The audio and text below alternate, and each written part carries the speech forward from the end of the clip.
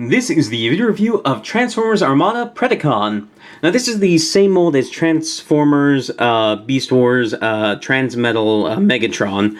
But the difference is that it's apparently made out of better plastic because the old Transmetal Megatron figure was, it broke apart really easily. I've heard that it's not at, like, I hear conflicting reports that it was gold plastic syndrome or that was just weak plastic. I'm not entirely sure which, but basically that figure broke a lot, and this guy isn't, like, as in danger of breaking as much. Like, he still feels a little bit rickety in my hand, because, like, first time I transformed him, because it's been forever since I've had this mold that's not broken, because my Transmetal Megatron broke years ago, and it was like 9 or something. But this guy,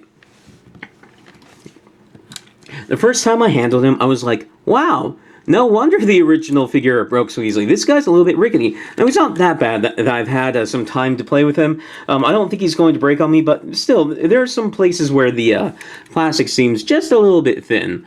Now, anyway, he is an Armada figure, so he did come with these mini-cons. I'll show them off at the very end, but honestly, if I just lost these things, I wouldn't care, because I got this guy to have the Transmetal Megatron mold. It's a little bit modified with some mini-con ports, but I got this guy so I could have the Transmetal Megatron mold without any of the breakage issues, and I haven't noticed any issues on this guy so far. Now, he comes in this very nice but weirdly painted robotic dinosaur mode, kind of reminiscent of like Grimlock or something from G1. You can see his hands right here, but for the most part, it's a pretty successful dragon, although his back end is a little bit fat. But I do quite like it. He has, for posability, his front arms can rotate around like this, and in the show, these things were like little itty-bitty guns that you could use.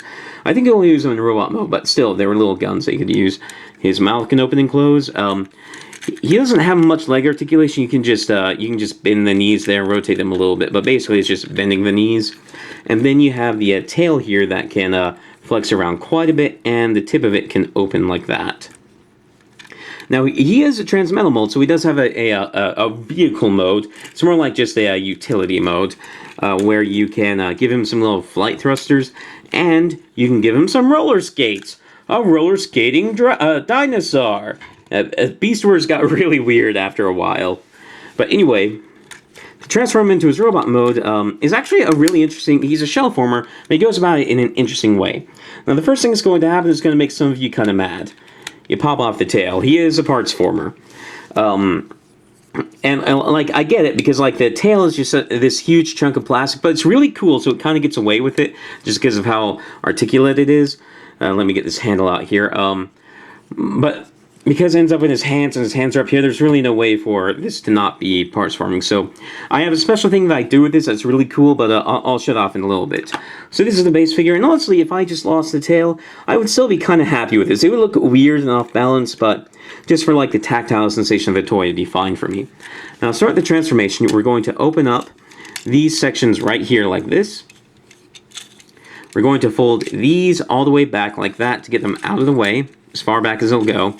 We're going to take the head and we're going to pull it forward, and it wraps around these little dots right here. It's hard to see them, but there are two little pegs here, and it just kind of wraps around this section, and that will reveal his head. And when this is out of the way, that gives us clearance to open up these things, which will be his shoulder panels. Now we're going to take the lower body here, we're going to rotate around 180, and then we're going to pull the legs down. Actually, we can wait on that. And next, we're going to take the arms here. We're just going to pull them forward and out. Forward and out on these hinges here. And this is kind of part of where I was talking about. It gets a little bit, the plastic here is a little bit thin. The plastic here is a little bit thin. The plastic on this entire mechanism here is a little bit thin. And the little clip right here is a little bit thin. But anyway, next thing we're going to do is we're going to take the dinosaur head, and we're going to bend it into the body like this, and it's hard to get it exactly where it's supposed to go. You just need to fiddle with it until this little tab here will meet with those little clips up there. Tab it in like that. Then you will bring the legs down like this. Then we'll take this, put it off to the side, sort of like a, I don't know, like a fanny pouch or something like that. Rotate the arms forward like this. And this is his base robot mode without messing with his weapon. Now, one thing that bugs me about this is that he's actually leaning back quite a bit with a pretty substantial backpack right here. Like, I really hate how this thing just doesn't peg in anywhere, although it does allow us to do something kind of cool later on. But basically, what you have to do is you have to push his feet in like this for him to stand up straight and not be leaning backwards. Now, for articulation, this guy actually had quite a bit of articulation, especially for the time. For not being a figure that has a ton of ball joints. The head can rotate side to side. It's a little bit limited by this throat plate back here. You can look up and down a little bit, but it's just a little bit limited. But you can move a little bit. The arms can rotate forward and back, in and out. And I do wish that this thing, like, locked out. But it does bend in and out quite a bit. It goes in and out, rotates above the elbow, and he has a 180 bend at the elbow. So his arms are quite articulate, and they would be even more articulate if these things weren't in the way. Now the legs, I do have a problem with legs, which is that the ratchet. Now it's a really nice ratchet, and it's a really tight joint, but I really don't think this figure is heavy enough to really need a ratchet.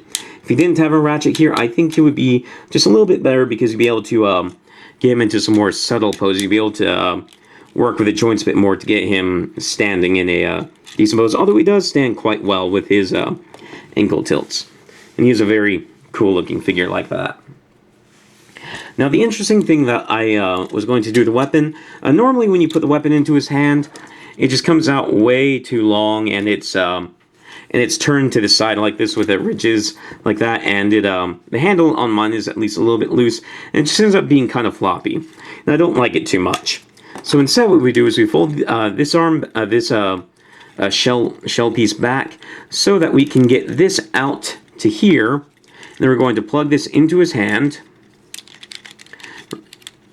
like this.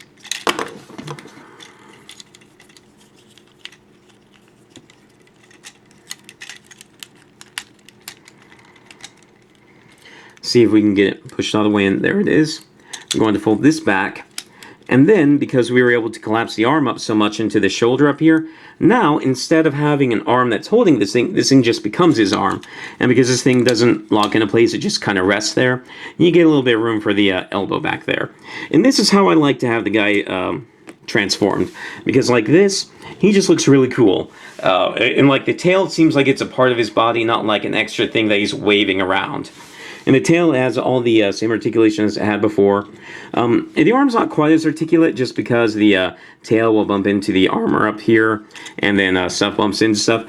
But you still get quite a bit of motion out of it. You can still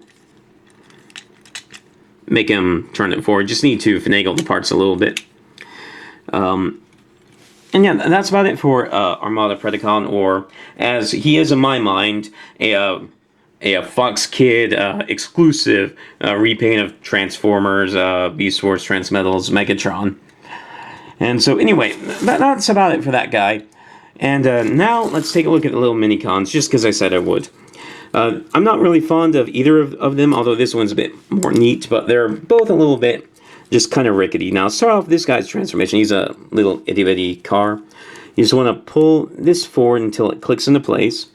Then you want to pull the front of the car forward until it clicks into place, and then you bring the bits forward, and those will be his feet. Then you take the doors, and you bring them around like that. Those will be his heels. Then you will take this, fold it down, pull the arms out, and rotate and swing them out. And lift them up a little bit to get them out of the way. We'll rotate his waist around, and here is what's his face in his robot mode. I have no idea what either of these guys' names are, and this guy's kind of ugly looking. I really don't like him that much, especially because like that's as much elbow articulation as you get, and then if you try and get any more, the arm just pops off. So anyway, there's the first worthless little dude, and this one's a bit more interesting. To start with the transformation, you will pull the legs forward. And then you'll do the same thing with the toes as you did the last guy. You pull them out until you can push them up like that. Now here's where things get interesting. You see this track here? This is the only reason why I like this guy. It's because he has this weird track transformation where you pull the arms out and then you slide them up until they click into place. And I like when Transformers have that kind of track transformation where parts just run along tracks like that, because we don't see it very often. Then you'll push the legs up on another track so you have room to rotate them around. Bring him back. Rotate the arms down. Rotate the chest down. And then split the legs. And here's this guy. And he ends up being kind of plain. There's like no paint whatsoever on this chest. But he's okay. I like the green on his visor. And the way his chest looks, he reminds me of one of the... I can't remember what they were called, but they were a series of really fragile G2 figures that were held together through the waist by rubber bands. And one of them was this really cool-looking old Chevy truck that was really... a really bright shade of gold. And that one, it really... It's like one of the... premier examples of gold plastic syndrome. Like, no examples of that thing exist anymore, which is really a shame, because I really like the design of that guy, and this guy kind of has the same look to him because of the way his chest looks. So he reminds me of that a little bit, so I don't mind him quite as much, but still, he's a minicon, so I don't care about him that much. Sorry, the set is that guy, and that's who, if you buy Armada Predacon, don't worry about the other guys, just get this guy. So anyway, I review Power Rangers, Transformers, Digimon, Tobot, Mini Force stuff, lots of stuff like that. If any of that sounds interesting, please subscribe, and thank you for watching.